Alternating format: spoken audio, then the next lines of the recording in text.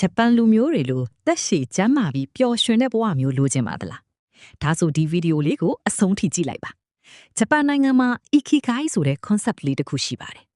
Ikigai ဆိုတဲ့ဂျပန်စကားလုံးလေးရဲ့အဓိပ္ပာယ်ကအရန်ကိုလေးနက်ပါတယ်မြန်မာလိုဘာသာပြန်လိုက်ရင်ဘဝရဲ့တန်ဖိုးလို့အဓိပ္ပာယ်ရပါတယ်ရှင်သန်ခြင်းရဲ့အဓိပ္ပာယ်လို့လည်းဘာသာပြန်လို့ရပါတယ်တကယ်တော့ Ikigai ဆိုတာကနံပါတ်1မိမိနှစ်သက်မြတ်နိုးတဲ့အရာ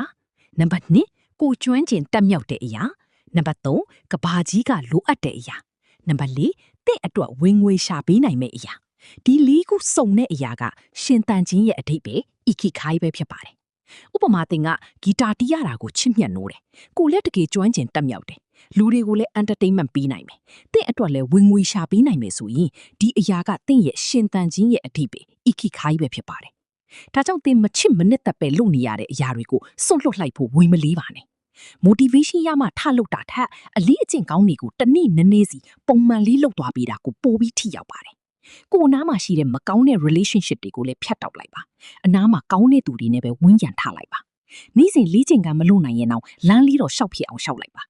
ကိုမတွေးပဲမနေနိုင်တဲ့အလုပ်မျိုးကိုဘလောက်လုပ်လို့မပင်ပန်းတဲ့အလုပ်မျိုးကိုစိတ်နှစ်ပြီးတာလုပ်လိုက်ပါဘဝကိုရှင်သန်နေုံမရှင်သန်ပါနဲ့ရည်ရွယ်ချက်နေရှင်သန်ပါ